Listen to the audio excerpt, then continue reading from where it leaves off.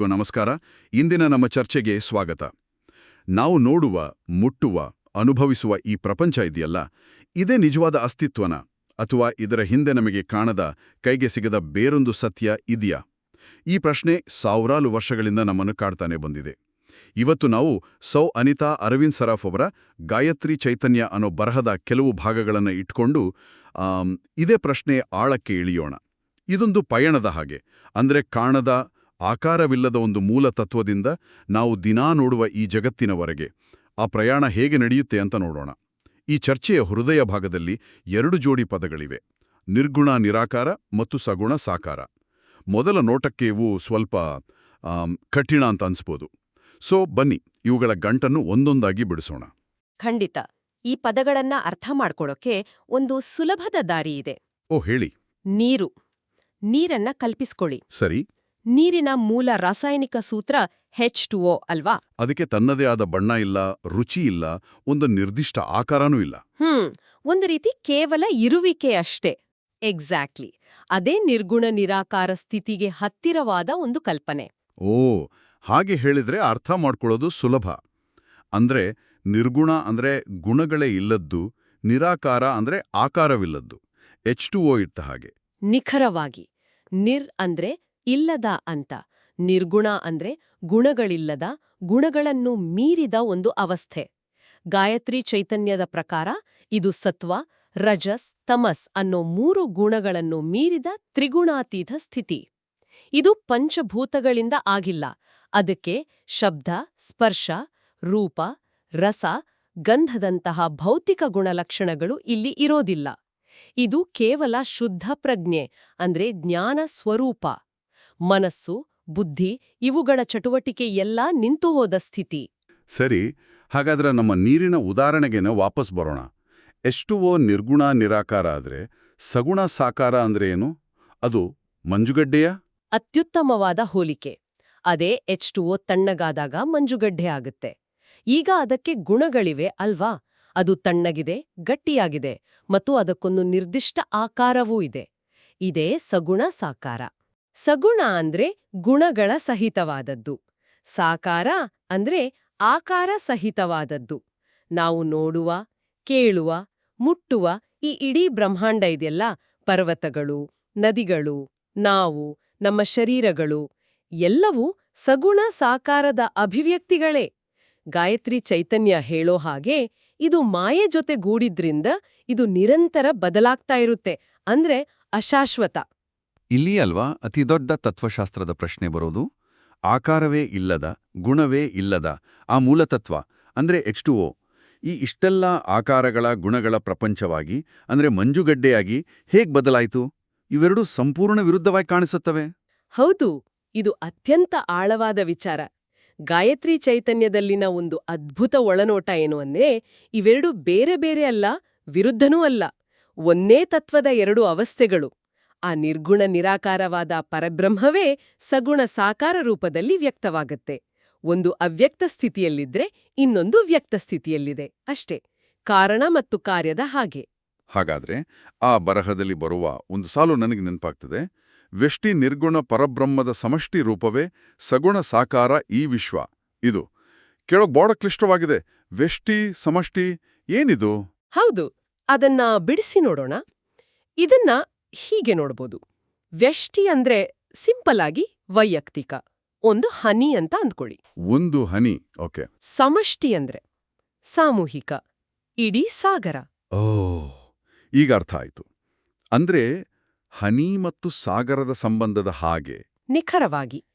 ಆ ಸಾಲಿನ ಅರ್ಥ ಪ್ರತಿಯೊಂದು ಜೀವಿಯಲ್ಲಿ, ಪ್ರತಿಯೊಂದು ಅಣುವಿನಲ್ಲಿ ಇರುವ ಆ ಮೂಲಭೂತ ನಿರ್ಗುಣ ಚೈತನ್ಯ ಅಂದ್ರೆ ಹನಿ. ಅದು ಒಟ್ಟಾಗಿ ಸಾಮೂಹಿಕವಾಗಿ ವ್ಯಕ್ತವಾದಾಗ ಅದೇ ಈ ಕಾಣುವ ಸಗುಣ ಬ್ರಹ್ಮಾಂಡ ಅಂದ್ರೆ ಸಾಗರ. ವಾವ್! ಹಾಗಾದ್ರೆ ನಾವು ಬ್ರಹ್ಮಾಂಡದ ರಹಸ್ಯ ತಿಳ್ಕೊಳ್ಳೋಕ್ಕೆ ಎಲ್ಲೋ ಹೊರಗೆ ನೋಡಬೇಕಾಗಿಲ್ಲ, ನಮ್ಮೊಳಗೆ ನೋಡ್ಕೊಂಡ್ರೆ ಸಾಕು ಅಂತಾಯ್ತು. ಇದು ಇಡೀ ದೃಷ್ಟಿಕೋನವನ್ನೇ ಬದಲಾಯಿಸುತ್ತೆ. ಇಡೀ ಸಾಗರವೇ ಒಂದು ಹನಿಯಲ್ಲಿ ಅಡಗಿದೆ ಅನ್ನೋ ಹಾಗೆ. ಸರಿ, ಇದು ಕೇವಲ ಒಂದು ತಾತ್ವಿಕ ಚರ್ಚೆಯಾಗಿ ಉಳಿಯುತ್ತಾ ಅಥವಾ ನಮ್ಮ ಸ್ವಂತ ಅನುಭವದಲ್ಲೇ ಇದನ್ನು ಎಲ್ಲಾದ್ರೂ ಗುರುತಿಸ್ಬೋದಾ? ಖಂಡಿತ ಗುರುತಿಸ್ಬೋದು. ಗಾಯತ್ರಿ ಚೈತನ್ಯವು ಇದನ್ನೇ ನಮ್ಮ ಶರೀರ ಮತ್ತು ಪ್ರಜ್ಞೆಯ ಸ್ತರಗಳ ಮೂಲಕ ವಿವರಿಸುತ್ತೆ. ಉದಾಹರಣೆಗೆ ನಮ್ಮ ಸ್ಥೂಲ ಶರೀರ ಅಂದ್ರೆ ಈ ಭೌತಿಕ ದೇಹ. ಇದು ಸಗುಣ ಸಾಕಾರಕ್ಕೆ ಒಂದು ಸ್ಪಷ್ಟ ಉದಾಹರಣೆ. ಇದಕ್ಕೆ ತೂಕ, ಬಣ್ಣ, ರೂಪ ಎಲ್ಲವೂ ಇದೆ. ಇದು ನಮ್ಮ ಮಂಜುಗಡ್ಡೆಯ ಹಾಗೆ. ಸರಿ, ಇದು ನೇರವಾಗಿದೆ. ಆದರೆ ನಿರಾಕಾರದ ಅಂಶ ನಮ್ಮೊಳಗೆ ಎಲ್ಲಿದೆ? ನನ್ನ ಯೋಚನೆಗಳು, ಭಾವನೆಗಳು, ಅವುಗಳಿಗೆ ಆಕಾರವಿಲ್ವಲ್ಲ? ಸರಿಯಾದ ಪ್ರಶ್ನೆ. ಅಲ್ಲಿಗೆ ಬರ್ತಾ ಇದ್ದೀನಿ. ನಮ್ಮ ಸೂಕ್ಷ್ಮ ಶರೀರ ಅಂದ್ರೆ ಮನಸ್ಸು, ಬುದ್ಧಿ, ಅಹಂಕಾರ ಮತ್ತು ಭಾವನೆಗಳ ಒಕ್ಕೂಟ, ಇದನ್ನ ಸಗುಣ ನಿರಾಕಾರ ಅನ್ಬೋದು. ಸಗುಣ ನಿರಾಕಾರ? ಹೌದು. ಅಂದ್ರೆ ಗುಣಗಳಿವೆ, ಆದ್ರೆ ಆಕಾರವಿಲ್ಲ. ಪ್ರೀತಿ, ಕೋಪ, ದುಃಖ, ಸಂತೋಷ ಇವೆಲ್ಲ ಗುಣಗಳು. ನಾವು ಅವುಗಳನ್ನ ಅನುಭವಿಸ್ತೀವಿ, ಆದ್ರೆ ಅವುಗಳಿಗೆ ಇಂತಿಷ್ಟೇ ಉದ್ದ, ಅಗಲ ಅಂತ ಭೌತಿಕ ಆಕಾರ ಇಲ್ಲ. ಒಂದು ನಿಮಿಷ, ನಮ್ಮ ನೀರಿನ ಉದಾಹರಣೆಯಲ್ಲಿ ಇದು ಏನಾಗ್ಬೋದು? ನೀರಾವಿ. ಅದಕ್ಕೆ ತಾಪಮಾನ, ತೇವಾಂಶದಂತಹ ಗುಣಗಳಿವೆ, ಆದ್ರೆ ಪಾತ್ರೆ ಆಕಾರ ಬಿಟ್ಟು ತನ್ನದೇ ಆದ ನಿಶ್ಚಿತ ಆಕಾರ ಇಲ್ಲ.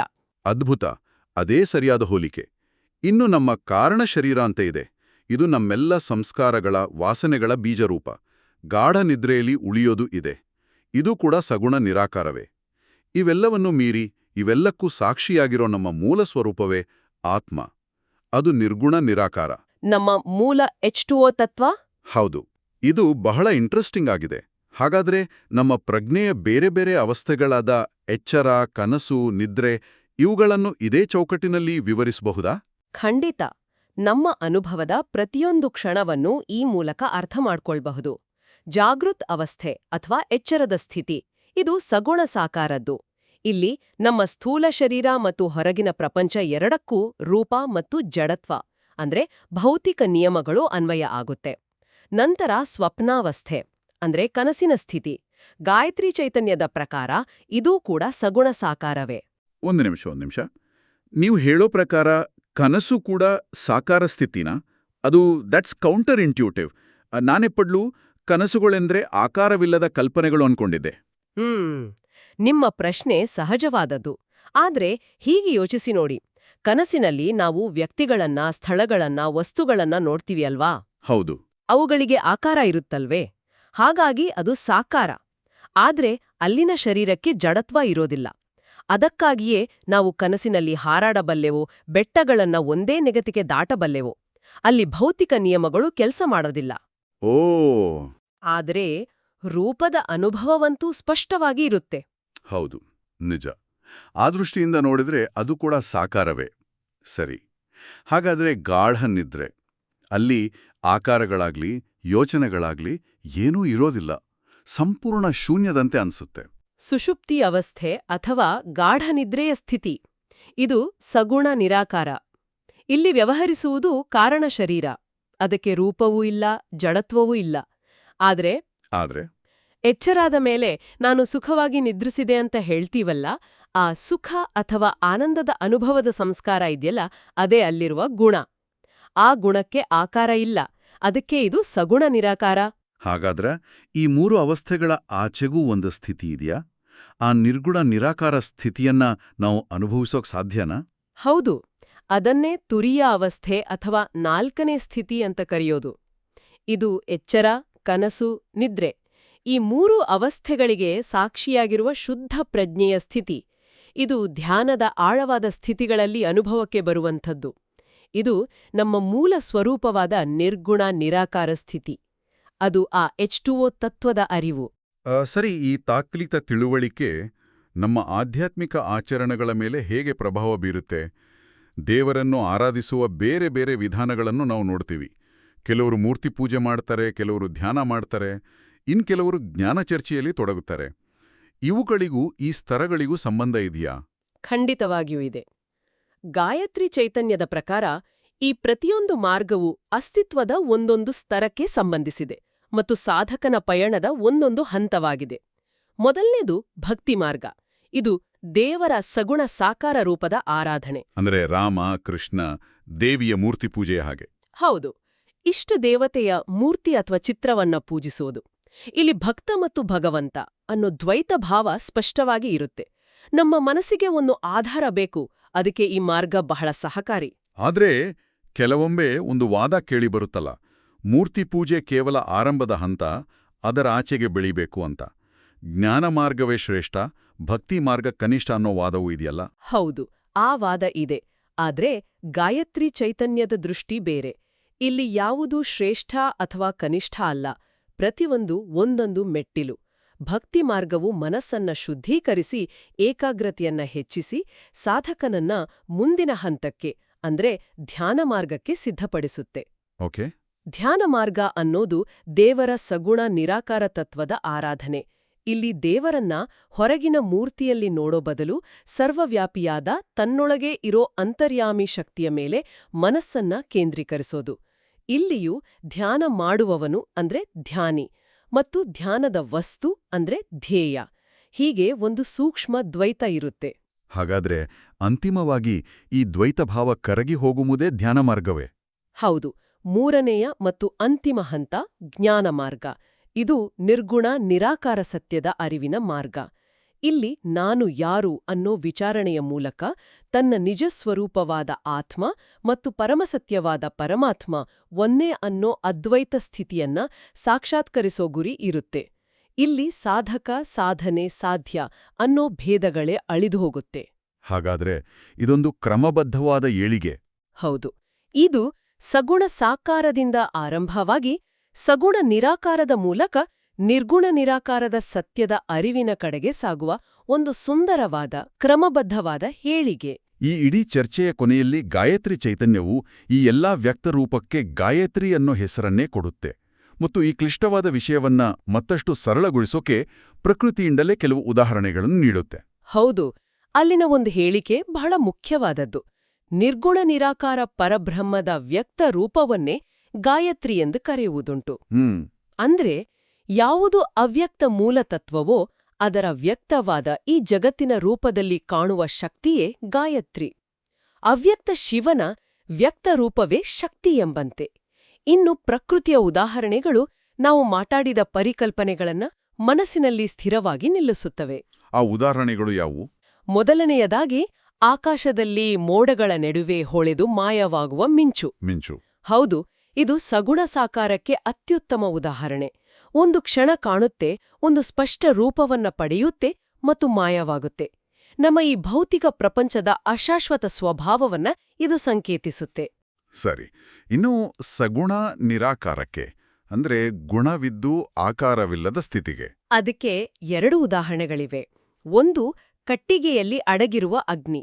ಕಟ್ಟಿಗೆಯಲ್ಲಿ ಬೆಂಕಿಯ ಶಕ್ತಿಯಿದೆ, ಶಾಖದ ಗುಣವಿದೆ, ಆದ್ರೆ ಅದನ್ನ ನಾವು ನೇರವಾಗಿ ನೋಡೋಕ್ಕಾಗಲ್ಲ. 2 ಕಟ್ಟಿಗೆಗಳನ್ನ ಉಜ್ಜಿದಾಗ ಅಥವಾ ಅದಕ್ಕೆ ಬೆಂಕಿ ತಗಲಿದಾಗ ಮಾತ್ರ ಅದು ವ್ಯಕ್ತವಾಗುತ್ತೆ. ನಿಜ. ಇನ್ನೊಂದು, ಟ್ರಾನ್ಸ್ಫಾರ್ಮರ್ನಲ್ಲಿರೋ ವಿದ್ಯುತ್. ಅಲ್ಲಿ ಶಕ್ತಿ ಇದೆ, ಆದ್ರೆ ಅದಕ್ಕೆ ನಿರ್ದಿಷ್ಟ ಆಕಾರ ಇಲ್ಲ. ಇದು ಸಗುಣ ನಿರಾಕಾರ ತತ್ವ. ಮತ್ತು ಅಂತಿಮವಾಗಿ ನಮ್ಮ ಚರ್ಚೆಯ ಅತ್ಯಂತ ಸೂಕ್ಷ್ಮ ವಿಷಯವಾದ ನಿರ್ಗುಣ ನಿರಾಕಾರಕ್ಕೆ ಪ್ರಕೃತಿಯಲ್ಲಿ ಉದಾಹರಣೆ ಇದೆಯಾ? ಅದನ್ನು ಹೇಗೆ ಕಲ್ಪಿಸಿಕೊಡೋದು? ಅದಕ್ಕೆ ನೀರಿನಲ್ಲಿರುವ ವಿದ್ಯುತ್ ಶಕ್ತಿಯನ್ನ ರೂಪಕವಾಗಿ ಬಳಸಲಾಗಿದೆ. ನೀರಿನಲ್ಲಿರುವ ವಿದ್ಯುತ್ ಶಕ್ತಿ? ಹೌದು. ಸಾಮಾನ್ಯವಾಗಿ ನೋಡಿದ್ರೆ ನೀರಿನಲ್ಲಿ ವಿದ್ಯುತ್ ಶಕ್ತಿ ಇದೆ ಅಂತ ಹೇಳೋಕ್ಕಾಗಲ್ಲ. ಅದು ನೀರಿನಲ್ಲಿ ಸಂಪೂರ್ಣವಾಗಿ ಲೀನವಾಗಿದೆ, ಅವ್ಯಕ್ತವಾಗಿದೆ. ಆದ್ರೆ ವಿದ್ಯುತ್ ವಿಭಜನೆ ಅಂದ್ರೆ ಎಲೆಕ್ಟ್ರಾಲಿಸಿಸ್ ಮಾಡಿದಾಗ ಅದೇ ನೀರಿನಿಂದ ಹೈಡ್ರೋಜನ್ ಮತ್ತು ಆಮ್ಲಜನಕ ಬೇರ್ಪಟ್ಟು ಶಕ್ತಿ ಉತ್ಪತ್ತಿಯಾಗುತ್ತೆ. ಗುಣ ಮತ್ತು ಆಕಾರಗಳೆರಡನ್ನೂ ಮೀರಿದ ಅವ್ಯಕ್ತ ಸ್ಥಿತಿಯಲ್ಲಿರೋ ಆ ಮೂಲಭೂತ ಶಕ್ತಿಗೆ ಇದು ಒಂದು ಸುಂದರವಾದ ರೂಪಕ. ಹಾಗಾದರೆ ಇಂದಿನ ಈ ಆಳವಾದ ಚರ್ಚೆಯಲ್ಲಿ ನಾವು ಅಸ್ತಿತ್ವದ 2 ಮೂಲಭೂತ ಧ್ರುವಗಳಾದ ನಿರ್ಗುಣ ನಿರಾಕಾರ ಮತ್ತು ಸಗುಣ ಸಾಕಾರ ತತ್ವಗಳನ್ನ ಮತ್ತು ಅವುಗಳ ನಡುವಿನ ಸೇತುವೆಯನ್ನ ಅರ್ಥ ಮಾಡಿಕೊಂಡ್ವಿ. ಆ ಒಂದೇ ಮೂಲ ಸತ್ಯವು ಹೇಗೆ ಈ ಬ್ರಹ್ಮಾಂಡವಾಗಿ, ನಮ್ಮ ಶರೀರ ಮತ್ತು ಪ್ರಜ್ಞೆಯ ವಿವಿಧ ಸ್ತರಗಳಾಗಿ ಮತ್ತು ಅಂತಿಮವಾಗಿ ನಮ್ಮ ಆಧ್ಯಾತ್ಮಿಕ ಸಾಧನಾ ಮಾರ್ಗಗಳಾಗಿ ವ್ಯಕ್ತವಾಗುತ್ತೆ ಅನ್ನೋದನ್ನ ಗಾಯತ್ರಿ ಚೈತನ್ಯದ ಬೆಳಕಿನಲ್ಲಿ ನೋಡಿದ್ವಿ. ಈ ಇಡೀ ಚರ್ಚೆ ನಮ್ಮನ್ನ ಒಂದು ಪ್ರಮುಖ ಪ್ರಶ್ನೆಯ ಮುಂದೆ ತಂದು ನಿಲ್ಲಿಸುತ್ತೆ. ಏನದು?